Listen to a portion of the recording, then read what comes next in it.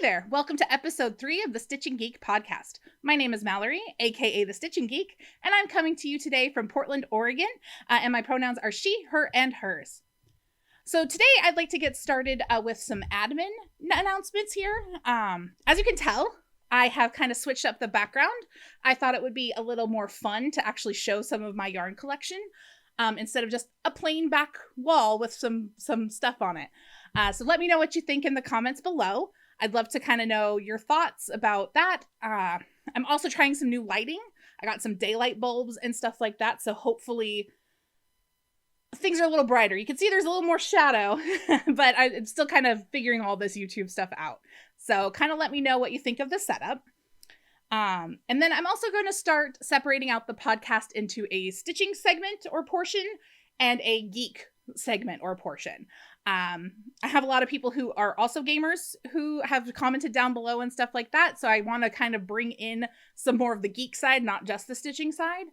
And then I'm also trying to do the audio as a separate track. So I'm using a microphone instead of just the onboard mic from my camera. So again, any comments, thoughts, feelings about it, let me know. I'd love to hear the feedback. So awesome.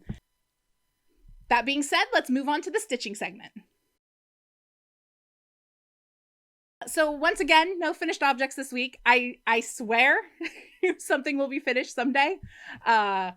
It's just this week was not, or these last 2 weeks were not the most productive weeks in finishing, but they were productive in works in progress. I am still working on the Bankhead hat by Susie Gourlay. And as you can see, I've actually made quite a bit of progress. It is coming along beautifully.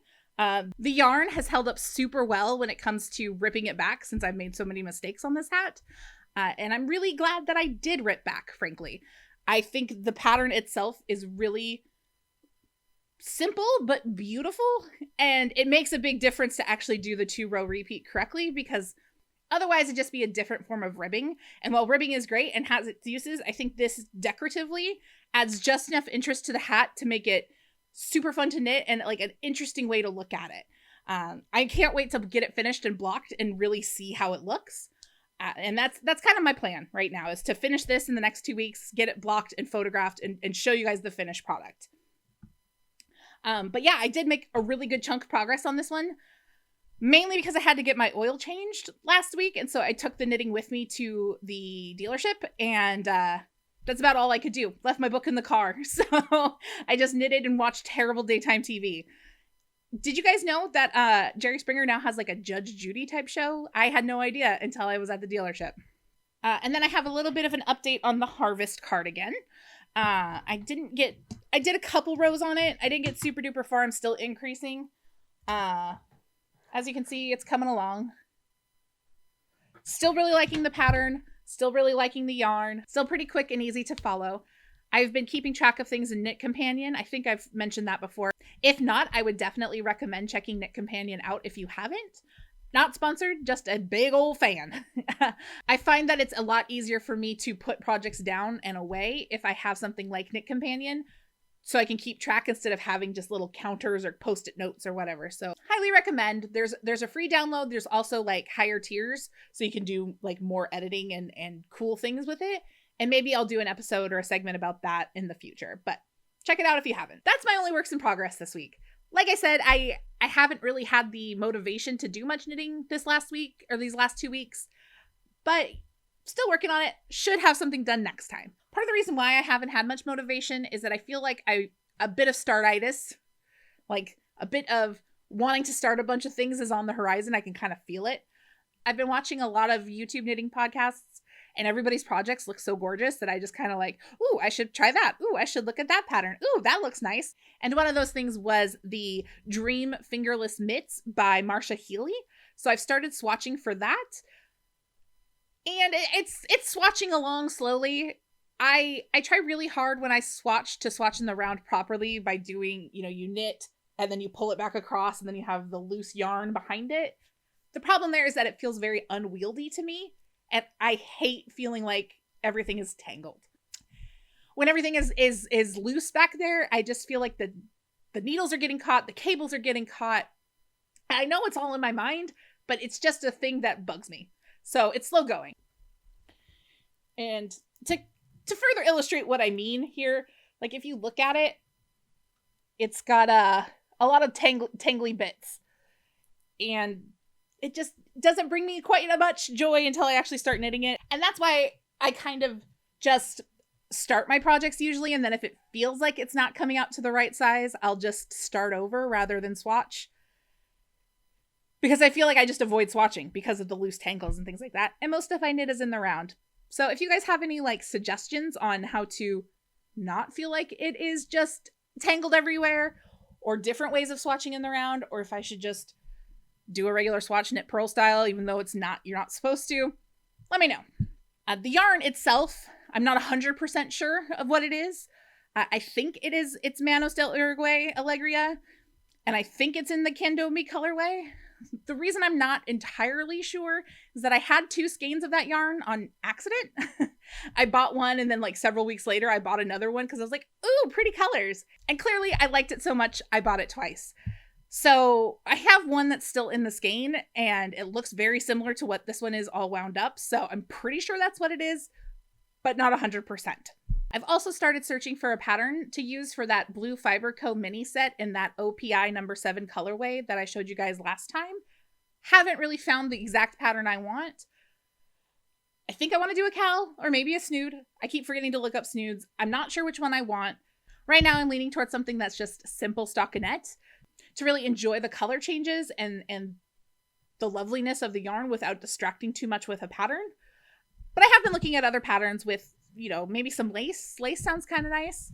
I also have grabbed A Treasury of Knitting Patterns by Barbara Walker and have started kind of putting some notes of pattern, like stitches that I like. Don't know if I'll be brave enough to do it. And it's kind of interesting because the way I'm planning on knitting it would be horizontal instead of vertical. So I don't know. I'll have to really kind of swatch things and see how that would look vice versa, but there's not a ton of the yarn. So maybe I'll just use some leftovers to get an idea of how the stitch pattern looks, horizontal versus vertical, even though, it wouldn't be exactly the same. Who knows? I have lots of ideas floating around up here. So that was the works in progress. There has been an acquisition, but not a traditional fiber acquisition, if you will. I got another notebook to store more of my fixed circular needles in. And I know I promised you guys last time that I wanted to do something showing you like how I set up my circular needles and my cables and how I store them recently. And I did just that. I actually filmed it yesterday, and I'm going to go ahead and insert that footage here so that way you can kind of see what I'm talking about and how I set all this up, because I think it would be useful for other people to see more options of how to store circulars, mainly because I find that a lot of people tend to kind of store them like loose or like hanging, and I just find it messy. And if anyone's like me, having something more contained and easily looked through is very useful. So I guess I'll cut to me here. The first thing I'm going to show you is they're all kind of done in a similar way. Is I have a notebook like this. It is a 6-ring notebook, and I believe it's an A5 size. I got them on Amazon, and I will go ahead and put a link down below of where you can get them. Heads up, it will be an affiliate link to Amazon. So if you do click on it and buy it through me, I will get a little bit back. But also feel free to look around at any, shop of your choice for some sort of notebook if this system is going to work for you. So it has a magnetic closure, which I enjoy. And then if we open it up, I think it's meant to be like a planner technically, which I'm also into. Let me know if you want some planner videos, but has like these card things and stuff you can put in here. And then here's where the fun stuff begins. This is something I think I probably saw on Pinterest first, and then finally kind of incorporated it into my own life. So I have these little zip envelopes. Here, let me kind of show you. They zip and unzip and theoretically open. There we go. And so they open up like so. They're pretty sturdy, got the 6-hole punches. Just kind of searched on Amazon for them. I'll pop the link down below. And what I found that I needed more than anything was just my needles organized by brand and by length. Hopefully you can read it here, but I have a label maker. This is the one I have. It's a Dymo Letra tag. And it works pretty well. I like it. It's been fun labeling stuff. And I put ChowGoo small. So the way the ChowGoo interchangeable needles work is that there are small tips, quote unquote, small tips and large tips. The small tips have a smaller, like, I guess, orifice. The part that screws into the cable needle is smaller. So you have to have small and then large. If I wanted to, I could then organize these by lengths, but the nice thing about the ChowGoo cables is that they have the lengths printed on the connector. So that's not necessary. I also have a set of Knitpicks interchangeable needles. Oh, here's my ChowGoo accessories. So the little like savers and the pins and that kind of stuff. So then I also have a set of Knitpicks interchangeable needles because that's what I had first. And so then I have a ton of cables for that. So I went through and I found and measured all of those. So Knitpicks 14 inches, 21 inches, 36 inches, 48. And then I have my Knitpicks accessories. It's right here. And then I have my Knitter's Pride accessories. So I bought that Knitter's Pride Mindful that I haven't really tried yet, but it's interchangeable. So I figure I'll go ahead and store the cables here.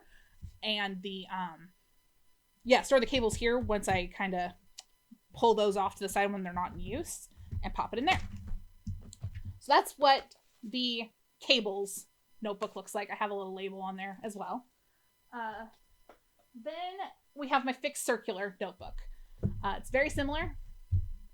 Magnetic closure. I think it's the same brand, same everything. I put a little label on there as well. And here I've done something very similar. I have the fixed circulars done by the US size with the millimeters in parentheses. You might be able to see it a little bit better here. So these are all of the smaller needles. I've got US size, US zeros, US ones 2.25, US ones 2.5, US 2.5s, which are 3 millimeters. As you can see here, I have approximately a metric ton of the US 2s or 2.75 millimeters. Those are what I like for socks and doing like magic loops. So I've just got a ton. Then I've got a couple of US 3s / 3.25 millimeters. And that's about all that could fit in this notebook. As you can see, it just kind of started to bulge out and I wanted to be able to close it. So what I had been doing is for my larger fixed circulars, I had this Namaste circular case, which it works pretty well. It's got it's like a Filofax, but it's hard to like get your hands in there. I've never really been able to label it properly. It's pretty. It just didn't have the functionality I wanted. So I decided to go ahead and pick up a new notebook for my bigger fixed circulars. So a different color. This one's empty right now. Oops, looks like some of the envelopes came out. Because I thought it would be fun to go ahead and fill it on camera so you can kind of see exactly what I do.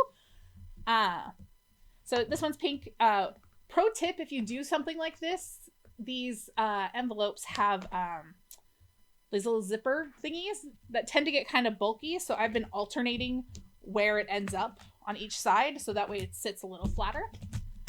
So I've already gone through and printed out my labels and grabbed all my circulars. I had a little incident here earlier when I was trying to get everything set up, so some of the post-it notes fell off. So I will grab my ChowGoo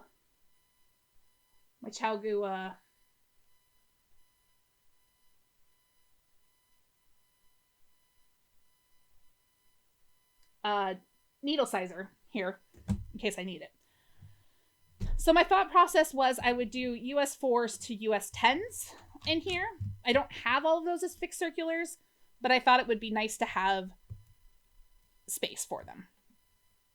So I'm going to go ahead and pop it on here and just kind of quickly get these labels on. The labels got mixed up, but that should be easy enough. And as you can see, the labels pop off pretty easy. You just pop it on here. The only problem I've had with these labels so far is that it doesn't stick super well to the cover of the cases, or of these notebooks. I think it just may be a material kind of thing. Or, you know, I use my needle cases a lot and kind of go through them, so it could just be over handling. But so far, this Dymo label maker has been a lot of fun. When I first got it, I kind of went around the house labeling everything. Some functional, some hilarious, you know, just to kind of annoy my partner. In fact, we still have a label in the car for the air vent that just says vent on it, because it made me laugh. And, you know, I think I was unemployed at the time, so I just kind of, whatever I could do to keep myself entertained is what I did. Basically, I had redone the pantry, and I wanted a label maker to put expiration dates on the bottom of, like, bulk foods. And then I ended up wasting a ton of labels. So I just recently bought some more labels, but I will link the label maker down below as well with an affiliate link to Amazon. Again, no pressure. If you don't want to buy Amazon, I totally get it. I'm kind of the same way. I'm trying to stay away from it as much as I can. But sometimes you want something specific and a local store doesn't have it. So you're kind of stuck. So once I have everything labeled, I'm going to go ahead and start putting these away. So let's grab my US 5s here. So I've got a set of US 5s. I believe they're Chalgoos. I think I got them at like Tuesday morning for super duper cheap. I don't ever use them, but I have them. So I can't really review these non-lace tip ones because I've only ever really used the lace tips. But, you know, I've already opened all these up. So I thought it would be fun, though, to just kind of show you my process. I might, you know, speed through this part. But just pop it, zip it, and call it good. So 8s are my go-to for hats. So I have a couple of these smaller circulars and 8s just for hats. And then I've got the 10s.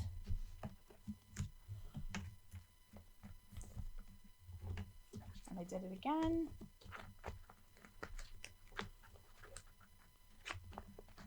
So they can pop in here. And then I think these ones are the 9s. Yeah. And the 9s. I know I have a pair of size 6s somewhere, but like I said, when I was setting up, a bunch of stuff fell over, so I'll just have to find it. But yeah, so then I kind of have that in there. It's not too thick.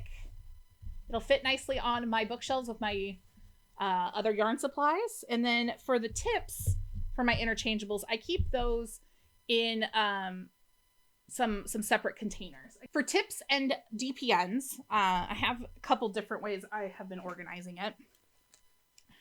So for the tips for the interchangeables, I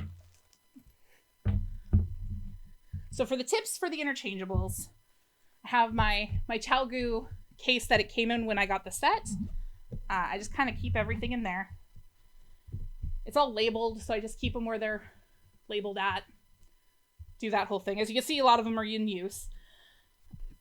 The Chalgoo set is nice because it also has like extra spaces.